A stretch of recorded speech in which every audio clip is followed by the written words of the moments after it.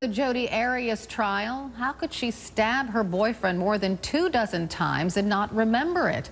That's what the defense is trying to explain. Ted Rowlands is following the trial out of Phoenix. Bernstein is a former prosecutor and a criminal defense attorney. But Ted, I want to start with you. The defense is using post-traumatic stress as their argument.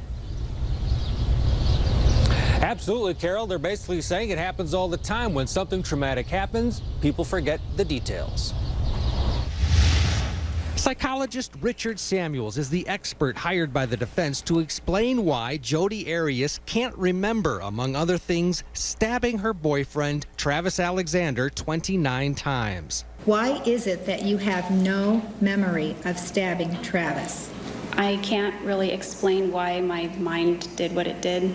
Samuel says he can explain it. He says Arias suffered from PTSD and acute memory loss due to stress. The foggy memory occurred at the time of the killing. Using a diagram of the brain, Samuels testified that it's common for people to forget parts of traumatic events because adrenaline floods the brain, focusing it solely on survival. It seems to me that she was in a flight or fight mode. Prosecutor Juan Martinez aggressively went after Samuels, at times sarcastically.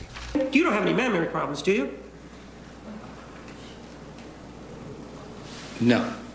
Martinez accused the psychologist of crossing a line with Arias by trying to treat her instead of just evaluating her. She was suicidal. Well, if she was suicidal, it was somebody else's responsibility to take care of it, right? Judge, objection. Can we ask the state not to yell at the witness?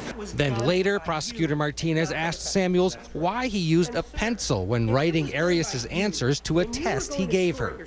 So are you implying that I cheated on that test? No, sir. I'm asking you some questions. However you want to take them, it's up to you.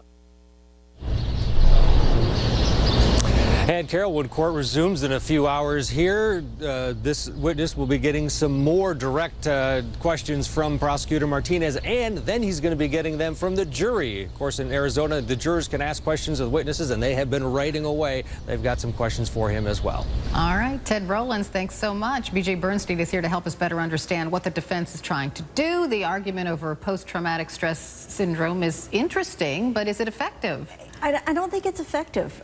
What's happening here is I'm scratching my head yesterday trying to figure out, yes, PTSD is very real, but what caused the PTSD? If it's the murder that she committed that caused it, how does that defend you from the situation?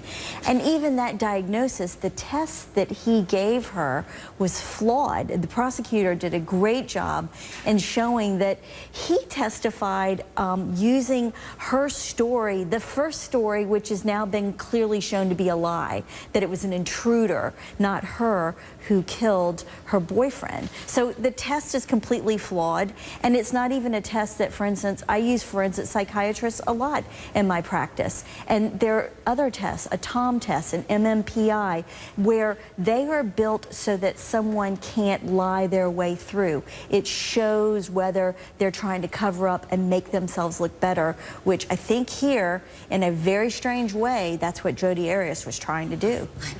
I'm thinking the jury must know all they need to know about Jodi Arias. Why is this dragging on so long? And while we discuss that, we might as well show this bizarre footage of Jodi Arias in an interrogation room doing a headstand. This was not presented in court in any way, but it just shows how bizarre she is. And from all the testimony we've heard on the stand, why is this dragging on? Why can't it just be over? You and I were chatting about that this morning, because I've tried a lot of cases. I've tried 8 to 10 week trials, but not in a situation like this where each side, both the prosecutor and the defense attorney, go on and on and on instead of getting straight to their point. And I can't figure out if it's the dynamics of the courtroom itself, the fact that the nation is watching, and does that factor into what you're doing as an attorney? So everybody likes to be on TV and you're grandstanding? But then you add in that the jurors can ask questions, and they don't just ask 2 or 3. We know from her there were over 200 questions for the jury, and so I'm sitting here thinking, gosh, are they going to do the same thing with this witness, or do they want to go home and get in the back and start deliberating? No, I think they're all really into it. It's just so bizarre. Bernstein, thank you so much. I want to get back now to that breaking news.